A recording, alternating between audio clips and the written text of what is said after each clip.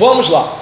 E aí nisso, da cultura maia, retomo o quarto relato da criação, que aparece em seu livro sagrado, o Popol Vuh.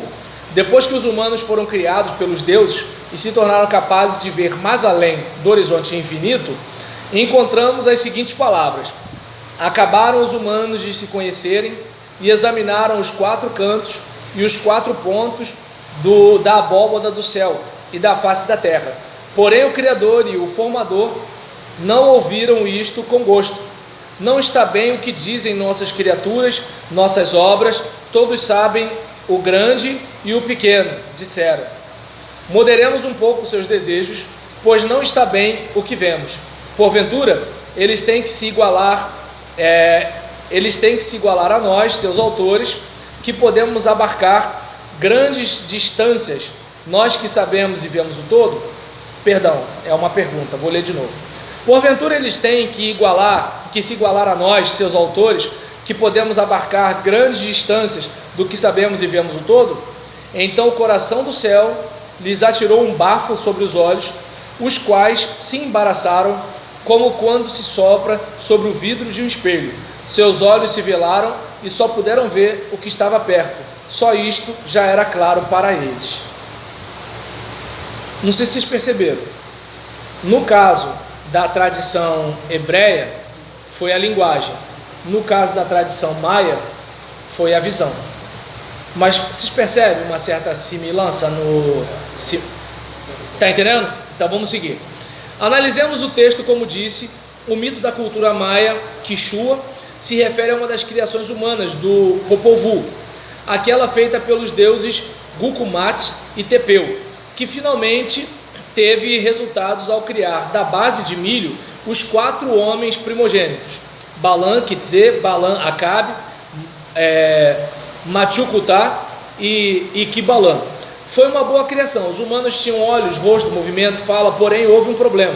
Estes humanos revelaram ser conhecedores absolutos com uma visão sem igual. Sabedoria no relato equivale a ver. Em vários lugares aparece este sinônimo. Disse o narrador que foram dotados de inteligência e puderam ver o quanto queriam. E em outro lugar disse, conseguiram ver, conseguiram conhecer. Tudo o que há no mundo podiam contemplar o que estava ao seu redor, mas também o que estava na abóbada do céu e a face redonda da terra. Até as coisas ocultas podiam ver sem ter que se mover de onde estavam. Não havia mistério oculto para eles. Grande era a sua sabedoria, disse o texto, porque sua visão chegava até os 4 pontos cardeais da terra. Os deuses, ao verem isto, reagiram contra este conhecimento absoluto e visão desproporcional. Moderemos um pouco seus desejos, disseram seus progenitores. A preocupação dos deuses era que os humanos se igualassem a eles, aos deuses, criadores e formadores, ao conhecer todos os mistérios da existência, e assim se esquecessem de sua tarefa de procriar e se multiplicarem ao amanhecer. Porque a tarefa deles era de serem humanos, contingentes e vulneráveis. Por isso o coração do céu lhes atirou um bafo sobre os olhos para reduzir seus conhecimentos e sua visão. Seus olhos se encobriram e só puderam ver com certa clareza o que estava próximo.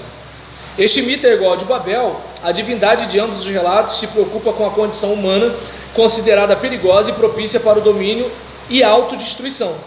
O veículo dessa periculosidade é, no mito hebreu, a língua e a unicidade da cultura como princípio e base de um poder e domínio irrefutável. No mito maia, o conhecimento absoluto adquirido por ver com demasiada clareza o alto e o profundo,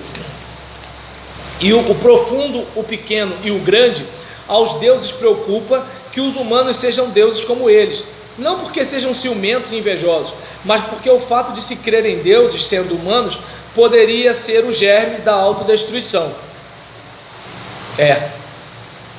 Parece que os seres humanos conseguiram a tal torre, hein? Mesmo falando língua diferente, mas tudo bem, vamos seguir. O mito de Babel, cuja crítica é a de contar com uma só língua e uma só cultura, salva os humanos, dispersando e diversificando as línguas e as culturas. O mito maia salva os humanos, relativizando os conhecimentos, reduzindo sua visão, deixando espaço para o conhecimento que está longe. O terceiro exemplo é o da cultura ocidental. Não é um mito, e sim um poema do austríaco Rainer Maria Rilke, O poema se intitula Com Quanto Gosto Ouço Cantar as Coisas. E aí, tanto o mito hebreu como o Maia Quechua me fazem pensar neste poema de Rainer Maria Rilke. Para mim, é uma autocrítica ao logocentrismo ocidental. Os sentidos do poema são similares aos dos mitos das culturas anteriores. A certeza, deixa eu ver aqui, a certeza absoluta e a clareza ao nominar as coisas causam medo. Como os 4 homens primogênitos e os maias, os humanos da cultura ocidental acreditam conhecer o princípio e o fim de todas as coisas, o que foi e que será. Quando não há espaço para a dúvida, o domínio e a tirania se deixam sentir. Seu logos é como a Torre de Babel, que chega aos limites da casa de Deus. O conhecimento absoluto, a palavra clara e certeira, lhes permite estar ao lado com o jardim de Deus. Porém, para o eu lírico do poema de Rilke, há outro modo diferente de onde as coisas têm som e cantam, coisas que emudecem quando os humanos de conhecimento perfeito as tocam. São as coisas do outro lado, de lógica diferente, ameaçadas de morte pela verdade absoluta deste logos. Rilke termina seu poema rejeitando a certeza do logos e mostrando a dicotomia simétrica entre os humanos e as coisas, que não falam com verdades absolutas e se encantam. E aí, só para a gente pegar o poema, diz o seguinte: a palavra dos humanos me dá tanto medo, dizem tudo com tanta clareza, este se chama cão e casa se chama aquilo. Também me dá medo o seu pensamento, o seu jogo com a ironia, pois tudo sabem, o que foi e o que será. Diante de montanha alguma se maravilham, confinam junto com Deus seu jardim e sua propriedade. Quero sempre advertir e opor-me, afastai-vos. Com quanto gosto ouço cantar as coisas, porém se paralisam e emudecem apenas ao tocá-las. Vocês mataram todas as coisas. E aí, ao ler as contribuições de 3 culturas e religiões diferentes, dou-me conta de que a crítica à forma unívoca de conceber o mundo, de acreditar, conhecer absolutamente tudo, de possuir e levar um pensamento único veiculado por uma só língua, se bem que é algo que salta à vista hoje em dia, tem sido uma preocupação da humanidade. As cidades dos mitos mencionados e do poema de Rilke representam distintas culturas separadas por séculos e lugares distantes. Nelas observamos esta crítica ao pensamento único, cultura única, língua única, e esse tipo de conhecimento que não deixa nada no mistério. Mas é claro que hoje em dia, em nível mundial, esta crítica à cultura, língua, religião, pensamento, modo de produção,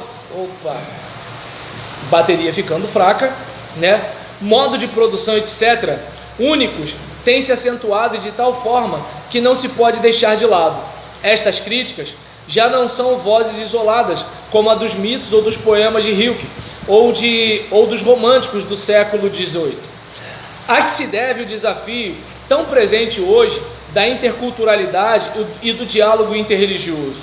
Não se deve aos nossos discursos não escutados dos países pobres, não ocidentais, ou das minorias dos países ricos. Nem tampouco é por causa das boas contribuições dos migrantes intelectuais do pós-colonialismo, que desde sua experiência vivem a multiculturalidade e a hibridez. Deve-se às guerras, sim, mas sobretudo à evidência dos outros. Os migrantes em massa, impossível de ser ocultada. A globalização comporta a expressão das particularidades, os espaços contextuais, as diferenças. A irrupção dos migrantes, tanto nos países ricos como nos países em desenvolvimento, é a heterogeneidade visível hoje mais do que nunca, ainda que sem discurso. Esta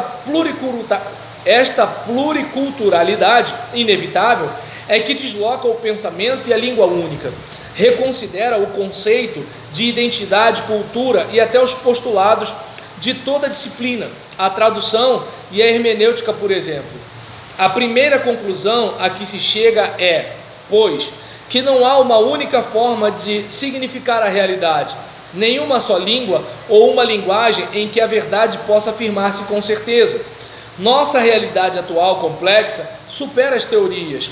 Novas propostas de análise da realidade aparecem, passando pelas teorias de desconstrução para uma reconstrução, como as teorias de gênero, até chegar àquelas mais radicais que desafiam a viver a desconstrução perenemente, como diz Jacques Derrida. É nesse contexto que entramos nós, biblistas. Aí eu não sei se dá para vocês perceberem que são duas obras que falam de hermenêutica. Entretanto, uma hermenêutica, ela parte de quê? Existe um sentido unívoco para algo, e a outra de que existe vários sentidos para algo, né? Que seria, a palavra certa seria equívoco, mas a palavra equívoco como parece geralmente como coisa errada, mas a ideia é de que assim, a gente muitas vezes vai ter aquela questão de língua única, pensamento único e cultura única. Só que se você olhar na própria Bíblia, não tem isso. Até porque o homem, ele de alguma forma, ele reflete algo, mas ele não reflete o todo. Não sei se dá para entender. Eu não estou aqui dizendo que tudo é relativo, dizendo que isso aqui não é chave, né? Eu não estou dizendo isso. Eu não estou dizendo, por exemplo, que tudo é relativo e eu sou louro a partir de hoje, né? Eu sou um jovem de 20 anos num corpo de 45. Não estou dizendo isso. O que eu estou dizendo aqui é que, às vezes, né, um indivíduo, ele corre o risco de estar interpretando algo à luz da sua cultura, entendendo que ele está interpretando como se ele estivesse interpretando do jeito certo de todos os tempos, de todos os lugares. Como, por exemplo, os cristãos que mataram os índios na América do Norte, ou os cristãos que mataram os índios na América do Sul. Ou seja, essas pessoas entendiam que elas estavam do lado do bem, elas entendiam que elas estavam dentro da vontade de Deus, elas entendiam que elas estavam dentro da Bíblia, e elas entendiam que elas estavam trazendo o cristianismo para esse povo pagão que estava cheio de demônio. Oi? Entende? Não vamos esquecer, eu estava até falando isso com alguns alunos. Antes da gente ficar dizendo que os muçulmanos são maus, é bom a gente lembrar que os cristãos mataram os muçulmanos lá atrás. E é bom a gente lembrar também que para eles, Estados Unidos é país cristão. Então, assim, a gente conhece um pouquinho dos Estados Unidos, né? Então, a gente sabe que não é bem assim que a banda toca. Mas, na cabeça deles, o mundo ocidental é o mundo cristão. Então, coisas, por exemplo, como Anitta e Lady Gaga, é do mundo cristão. Não sei se está dando para vocês entenderem. Então, a gente fala assim, mas isso que eles estão fazendo é maldade. Mas os cristãos já fizeram maldade. A Inquisição, as bruxas.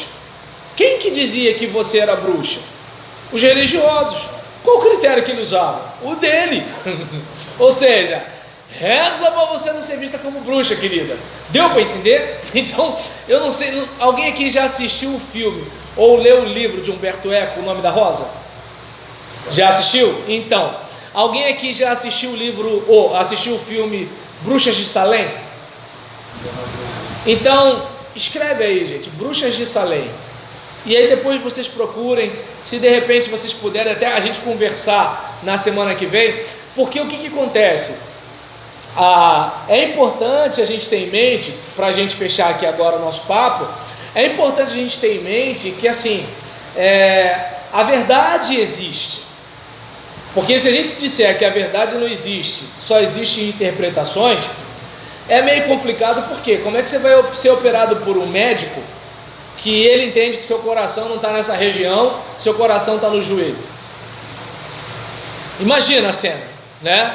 Você, por exemplo, está com um tumor na batata da perna e ele quer abrir o seu crânio. Não, porque para mim a batata da sua perna está acima dos seus olhos. Essa é a minha verdade. Está dando para entender? Né? Então, vamos construir uma ponte. Legal, vamos construir uma ponte, né, com linha de pipa, que é a mais forte. Entendeu? Vamos botar bastante, embolar bastante linha, botar uma pilha de linha. E aí pronto, agora é só colocar, né, a ponte em cima que vai ficar tudo tranquilo. Então, assim, eu não precisa perceber que assim, eu estou falando coisa absurda, eu sei. Mas é só para dizer que, não, peraí, as coisas são o que são. Nós é que podemos ver de forma diferente. É nessa área que eu estou entrando. Deu para perceber o que eu estou dizendo ou não? Entende? Eu não estou dizendo que alhos são bugalhos. Eu só estou dizendo que a gente pode chamar a luz de escuridão, a gente pode chamar a escuridão de luz, a gente pode chamar o doce de amargo, a gente pode chamar o amargo de doce, a gente pode chamar o bem de mal, a gente pode chamar o mal de bem. Então a gente tem que estar atento a isso. Por quê? Porque como nós usamos as escrituras, nós podemos cometer perversidades em nome de Deus, né? E não vos enganeis, de Deus não se zomba. Tudo que o homem semear, isso também se fará. Certo? Então, vamos embora para casa? Não, você pode ver os filmes que você quiser. Mas o que eu deixei aí foi o nome da Rosa e Humberto Eco. Isso, o nome da Rosa, de Humberto Eco, e Bruxas de Salem, que eu não sei quem é o autor. Tá bom? Então, gente, vai lá, vamos com Deus. Cristina, todo mundo que está aqui na sala está no grupo? Tá, vou só adicionar eles dois aqui. Ah, entendi. Em casa eu já faço isso. Perfeito. Então tá bom, gente.